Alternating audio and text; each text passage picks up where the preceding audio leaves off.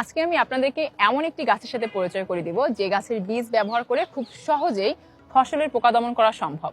বর্তমান সময়ে খুব চিন্তার একটি বিষয় হচ্ছে খাবার উৎপাদনে কীটনাশকের ব্যবহার, এবং যেটা শরীরের জন্য খুবই ক্ষতিকর। আল্লাহ তাআলা আসলে প্রকৃতির মধ্যেই সব সমস্যার সমাধান রেখেছেন, তেমনি ফসলের পোকা দমনের একটি উপায় হচ্ছে এই মেহগনির বীজ। তো বীজ থেকে আসলে কিভাবে আপনারা প্রাকৃতিক উপায়ে কীটনাশক তৈরি করবেন? প্রথমেই 2 থেকে আড়াই কেজি মেহগনির বীজ সংগ্রহ করে নিয়ে কুচি কুচি করে কেটে প্রায় 10 লিটার পানিতে ভিজিয়ে রাখতে হবে।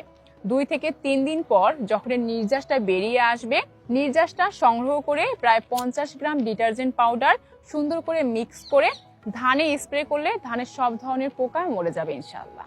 পাশাপাশি ফুলকপি, বাঁধাকপি, ওলকপি, ঢেঁড়স, বেগুনের ক্ষেত্রেও এটি স্প্রে করে সব ধরনের পোকা দমন করা সম্ভব। ফসলি জমিতে যেমন এটি স্প্রে করে ভালো ফল পাওয়া সম্ভব, ঠিক তেমনি যারা ছাদের মধ্যে টবে সবজি চাষ করেন সেক্ষেত্রেও এই স্প্রে ব্যবহার করে সব ধরনের পোকা দমন করতে পারবেন খুবই সহজেই।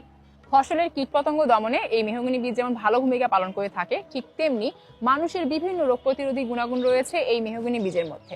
যাদের ডায়াবেটিসের সমস্যা রয়েছে তারা এই বীজের সাদা অংশ নিয়মিত পানিতে ভিজিয়ে খেয়ে থাকেন। পাশাপাশি উচ্চ রক্তচাপের সমস্যা, কোষ্ঠকাঠিন্যের মতো বিভিন্ন রোগ প্রতিরোধে এটি বেশ ভালো ভূমিকা পালন করে থাকে।